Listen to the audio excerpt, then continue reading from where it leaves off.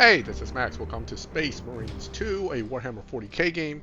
This is not a new game. It's released about 2 years ago. I am just now getting this game because it was, for one, 60% off on Steam, which is great. And two, recent developments in the Secret Level show, being on Prime and having a segment on Warhammer 40k, brought my interest in this world back up.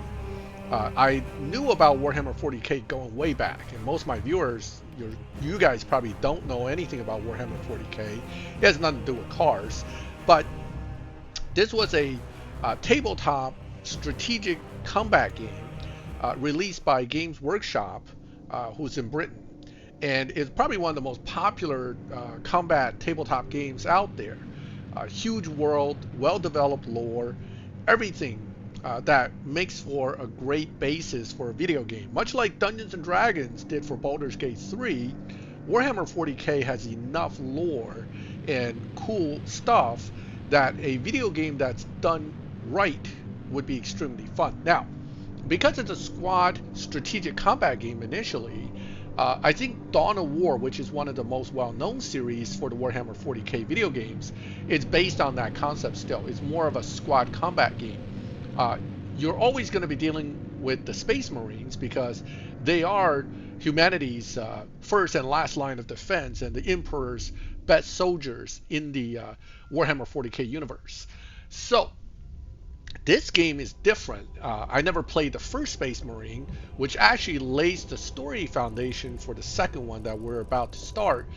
But Warhammer 40,000 Space Marines, the Space Marines, known as the Adeptus Astartes, are basically the elite soldiers of the Emperor of Mankind, humanity's super soldiers. And in fact, they are super soldiers in the sense that they're genetically modified humans. Some of them stand 8 feet tall to 10 feet tall in their armor. Not only are they stronger, faster, more resilient, they also live a lot longer. So some of these Space Marines have lived hundreds of years. But from the strategic combat game standpoint, in the tabletop game, Space Marines are just faceless soldiers that you run as a squad, and they don't have the best life expectancy because the stuff they fight are very dangerous opponents, aliens, creatures from the planes of chaos, or basically demons and psychic powered monsters. So the Space Marines didn't have the greatest life expectancy. This game, though, is based on more of a third-person style shooter type game. Therefore, you're actually playing a named Space Marine. This is relatively rare. Other than the leaders of chapters and the Primarchs, who are like the sons of the Emperors, who are almost eternal beings, most of the Space Marines in Warhammer 40k are really just soldiers that are cannon fodder. So it's rare to have one that's named, like this particular lead character, Titus. He is also featured, interestingly, in Secret Level, but Secret Level, the show on Prime that had a segment on Warhammer 40k, if you pay close attention, Titus in that is actually the Titus after this game, because he has something on his helmet that he gets at the end of this game. So a lot of connected information between the Secret Level show, this game, the first Space Marine game, and also general lore out there. And speaking of lore, it's worth talking about the Space Marine chapter that we're being introduced to right in the beginning here. This is the Death Watch. You'll hear that they operate in what they call kill teams, right? So what makes the Death Watch special, not just because they have cool armor, is that they are actually formed from veteran Marines from other chapters, and they're normally invited to join this chapter to serve for a period of time. These guys are elite Space Marines, basically, and they serve at the pleasure of the Inquisition rather than directly under the command of a chapter leader. The Inquisition actually used these guys like special forces, sending them in when the normal soldiers are over their heads. dealing particularly in this particular branch of the Death Watch with alien invasions, right? The Terranid. So these aliens, the Terranids, are basically a hive mind, bug-like alien, a little bit like the alien xenomorph, but they operate more like the Borg with a central hive mind. They have strategy. They are, in fact, intelligent space travelers in that sense, but they're also basically a scourge of bugs, almost having a Galactus-like insatiable hunger for eating up planets' biomasses or bioorganic materials to reproduce and expand their own species. So they're the scourge of the universe. That's basically what they are. And the Space Marines' problem is that whereas a Space Marine is strong individually and strong in squads, the Terranids have quantity over quality. And then the Space Marines have quality over quantity. There are a limited number of Space Marines dealing with millions and millions of these Terranids. So it's a difficult position for the Space Marines to be in. In essence, it becomes a war of attrition against these Terranids, while they're Space Marines, and each Space Marine can take out probably thousands of these Terranids. In the long run, the Space Marines are still heavily outnumbered, and that is where the difficulty comes in.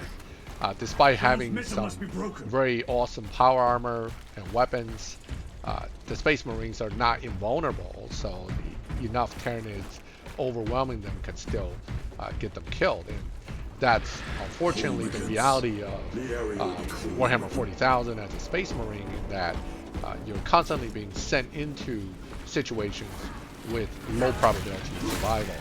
You're expected to pull through somehow. So what we're using right now is a melee weapon called the Chainsword. And of course, the tutorial part of the game where you're learning how to use all these weapons. But the Chainsword is an interesting Warhammer 40,000 weapon. Imagine a sword with razor-sharp blades on the cutting side that also spins like a chainsaw. That's essentially what a Chainsword is. It kind of brings out the sheer brutality of this world. Even the weapons are designed not just to cut you up, but to tear you to pieces. In a way, it's kind of cool, but realistically, this is not a weapon that I think, even if it existed in real life, would work out the way that it sounds in the game. Understand, of course, that in the Warhammer 40k universe, this weapon is not heavy like a chainsaw would be in our world. This is supposed to be as light as a normal sword, monomolecular edge, teeth on it that spins at high speeds.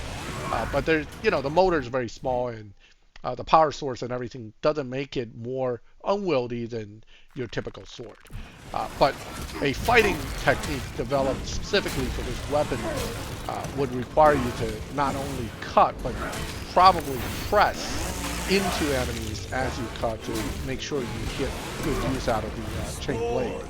Again, as cool as the concept sounds, I have a feeling that if this was available in real life, more of us would end up cutting our fingers off than we would be effectively using it against other people.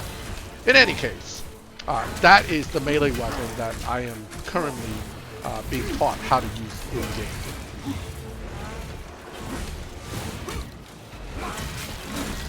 I do have to say though, I am enjoying the melee combat in this game. Although I'm watching my armor disappear rather quickly, so I am screwing up quite a lot here. But it has a nice feel to a melee combat. I do like that. It reminds me of the way Batman Arkham Asylum and some of those type of games work when it comes to melee fighting. So let's see what else they got going for us as we go further through this tutorial. I see that you can dodge. This is a little bit of a lore-breaking thing for me. I just don't sense Space Marines generally dodge by diving out of the way of anything. I mean, I can see sidestepping, but outright rolling your way out of an attack just doesn't seem very Space Marine-like. These Mortal Kombat-like finishers, though, I do like. Little fatality at the end. If you stun your enemy, you can do a finisher on them. I will, even if I have to chew my way through.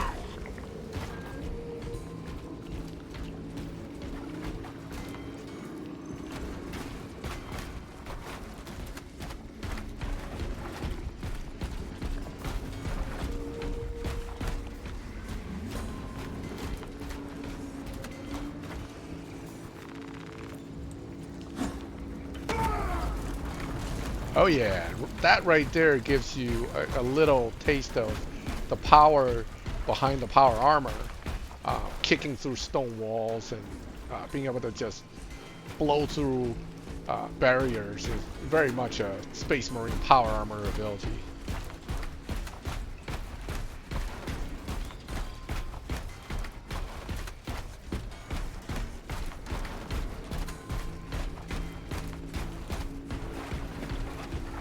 Darius, brother, I will repay them tenfold.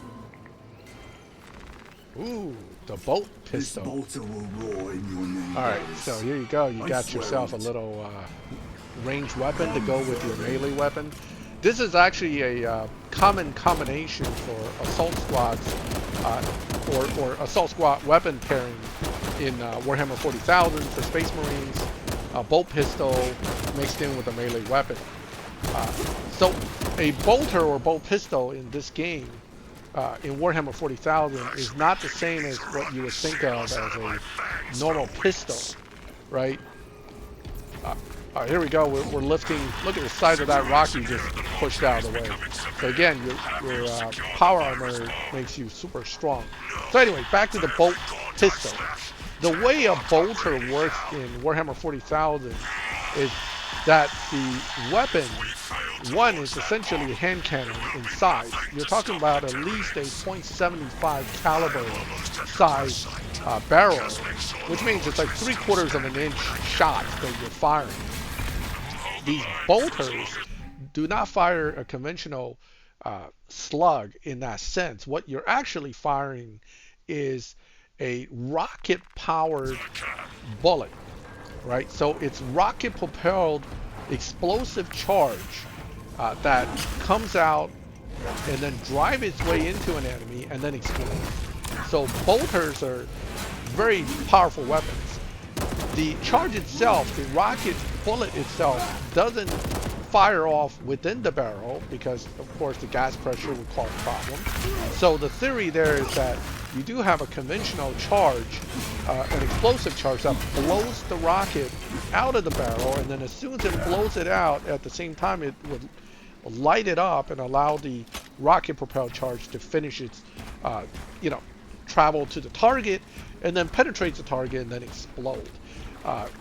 In describing this weapon, it is said that the shot itself, just going by someone, shooting by someone, could make their brains hemorrhage from the shockwave. So that's the kind of a weapon that they're using as their standard firearm for shooting up the aliens and your enemies. So this is not your 9mm Glock we're talking about here.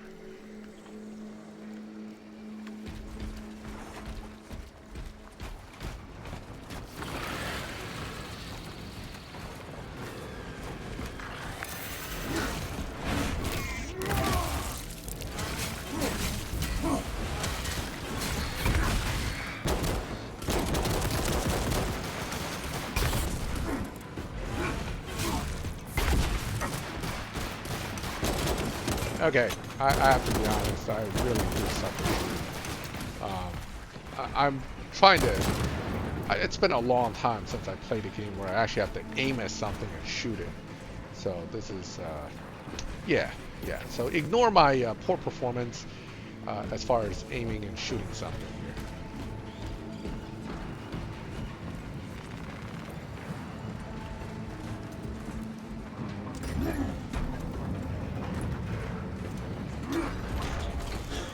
We are running out of time.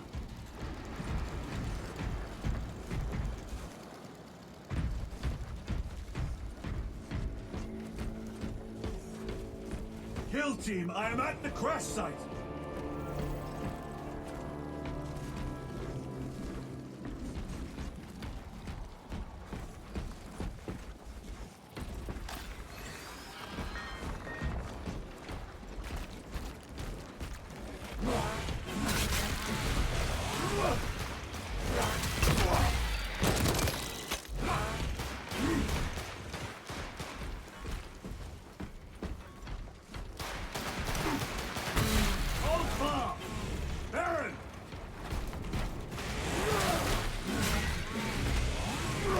Baron, my brother, you have honored the Imperium with your devotion.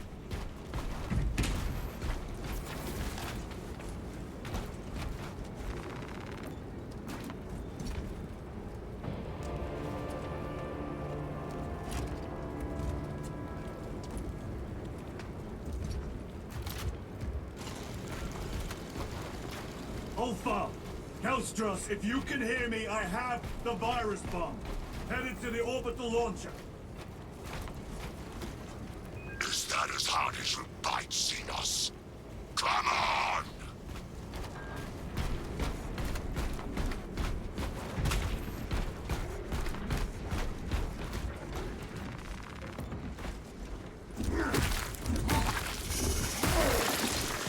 Endless shoulder!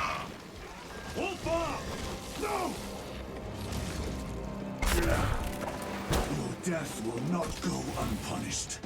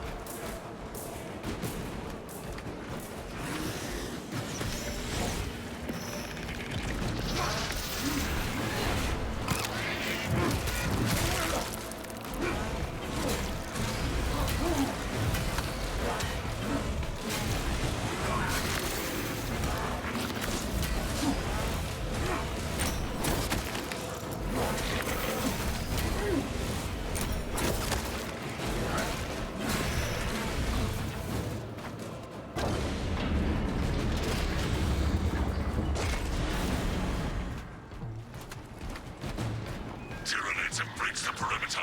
Ulfa! Anyone? Is the bomb en route? Hang on, Hellstros!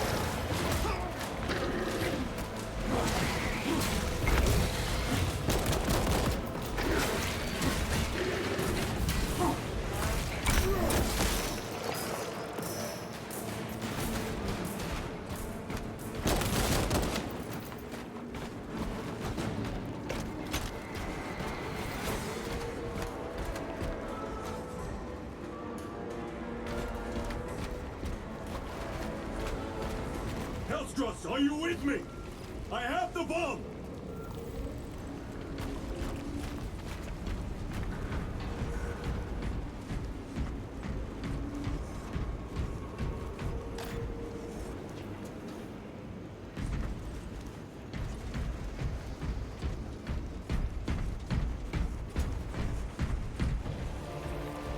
You have served your Emperor well, brother.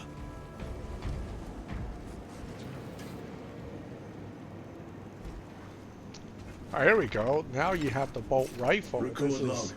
the To any standard Imperial armament unit for that Space recovers this Marines. log, my The kill bolt team rifle crash is landed off just course. like the bolt pistol as My far as brothers how are the all gun dead. works, but obviously Slain by tyrants. more damage, I further have the range, virus easier to bomb. aim, all that Moving good to the stuff. orbital launcher. We will fire into stratosphere where it will disperse over Tyranid positions.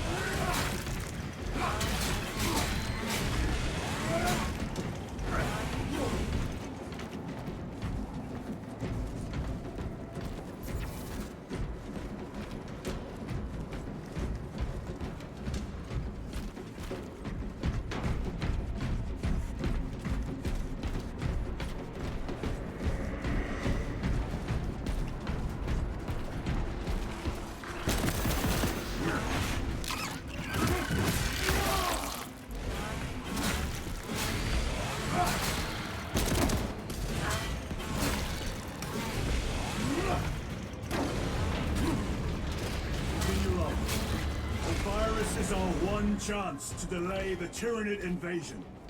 The virus will spread through their forces. They will adapt, but it will slow them down. The virus must be launched into the stratosphere. Nothing else matters.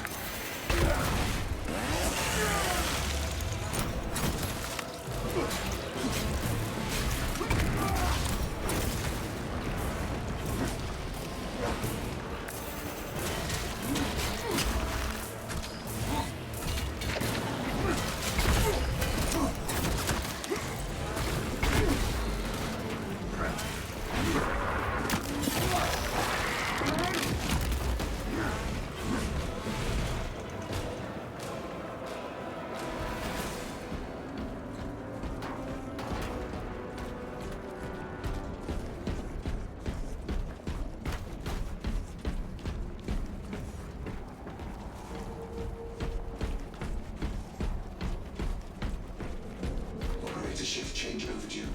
Your tardiness has been flagged for invigilation. Open the gates. Shift chronometer reset. You're registered as on duty. Carry out the officer's work according to the divine synchronicity.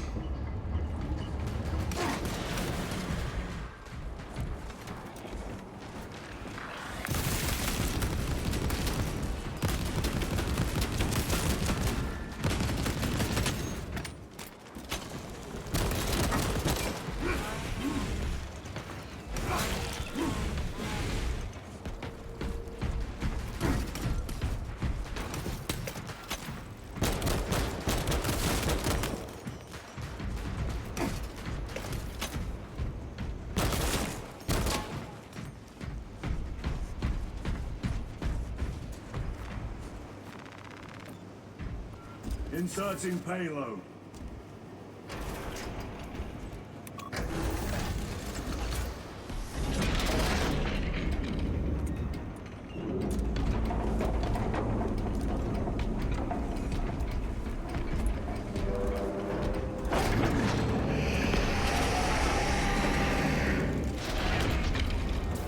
Payload chambered.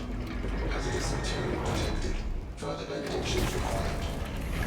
Transmitting override authorization. Set course for stratospheric detonation. The rite of safeguard must be performed.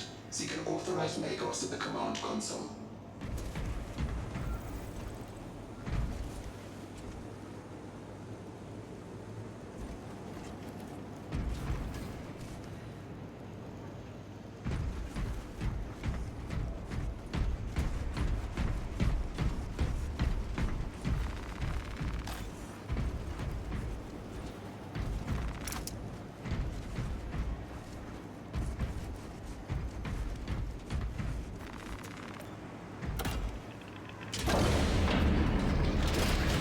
Machine Spirit, where is the command console? On the observation platform above. The Magos on duty does not respond.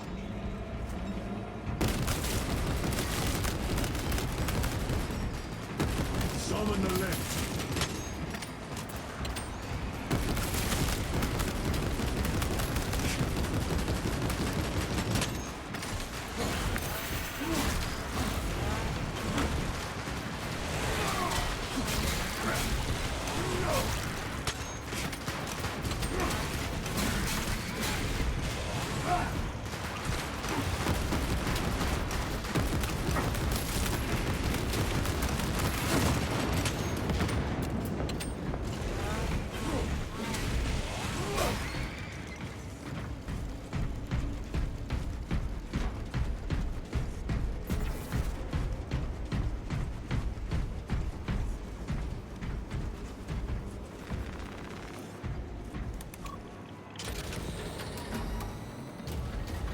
Machine Spirit, what is the status of the orbital launcher? Hibernation. Console inactive for 22 hours. This impiety to the Omnissiah has been logged. Activate launch systems. The rite of initialization must be performed. Seek an authorized Magos at the command console. The command console is posted at the edge of the observation platform. A Magos will attend to you shortly. Doubtful.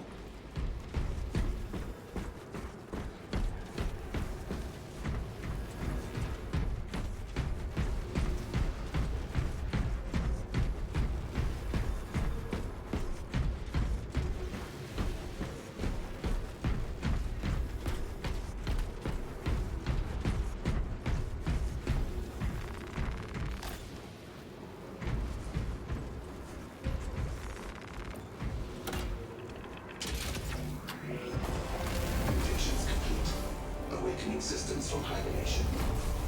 Rite of capacitors initialized. Personnel may begin prayers of charging. Drone. Can you not hasten the damn process? Seismic disruptions have occurred. Launch trajectory may have been altered.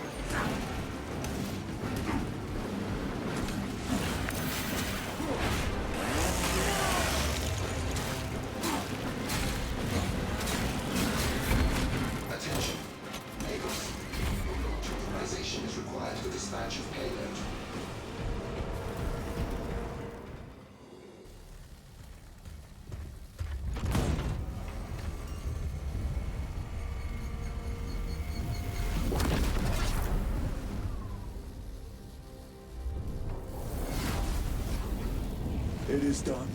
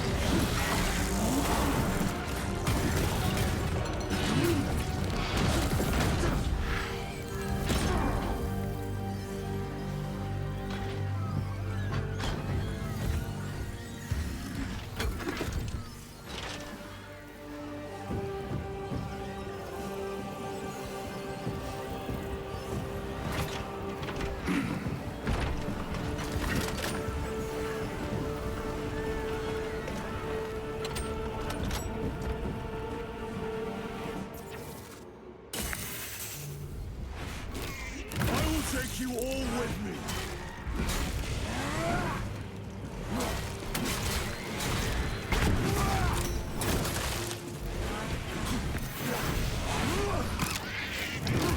I noticed my health bar disappeared. So this is probably some sort of storyline-based linear story combat scene. I mean, I'm still playing this, but I don't think this is ultimately going to make a difference what I do. It looks like this is going to be part of the story ending kind of thing. Let's see how it plays out.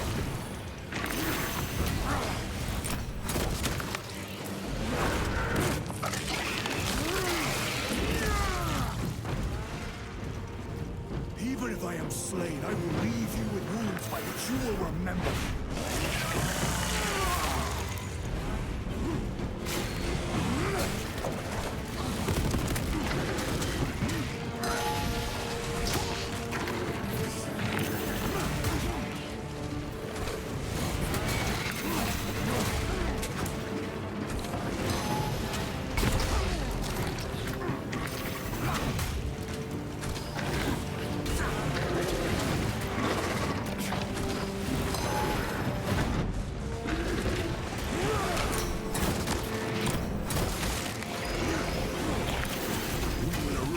Your kind from the galaxy.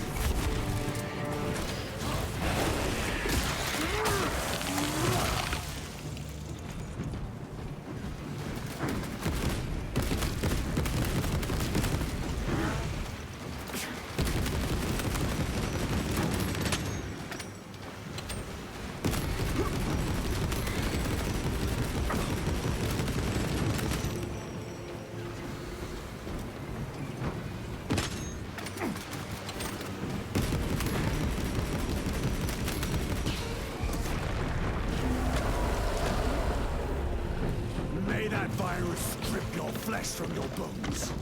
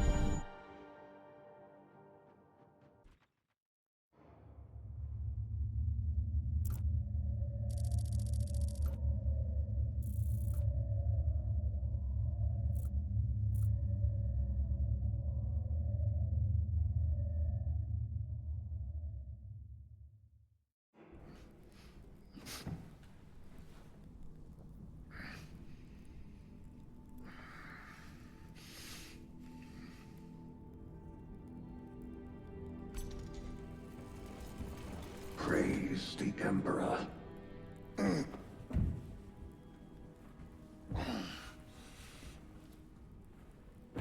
The wound was fatal. You survived only through the Rubicon surgery. We remade you. You are a Primaris now. Why? Lord Calgar issued the command himself. Is he here? Gone. Summoned by the Primarch. I must get back to the Watch Fortress. You have been reassigned. My place is with the Death Watch. The Inquisition can find no stain on you, Titus. Accused of heresy.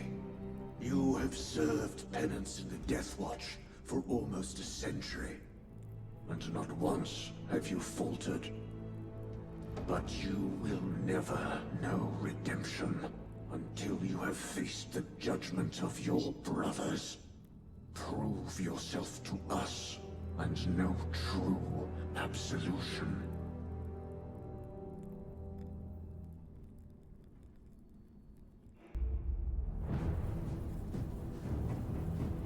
What is your life? My honor is my life. What is your fate? My duty is my fate. What is your fear? My fear is to fail.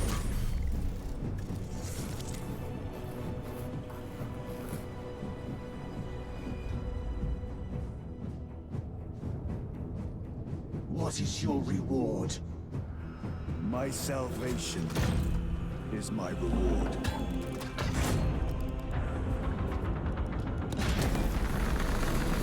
What is your craft? My craft is death. What is your pledge?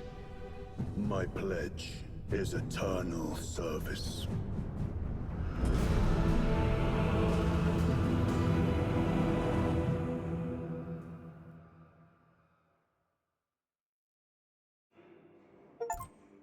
The Rubicon surgery has remade you as a Primaris Marine.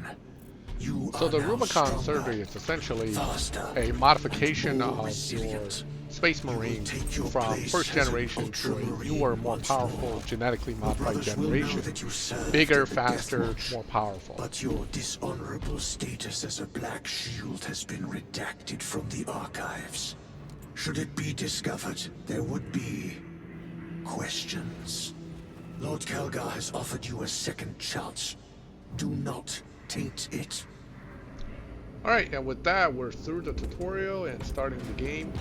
I hope you liked the video. If you liked the video and you like this kind of gaming videos, subscribe, hit the bell, and you get notified when I put out new videos in the future. And, as always, thank you for watching my videos. I'll catch you next time.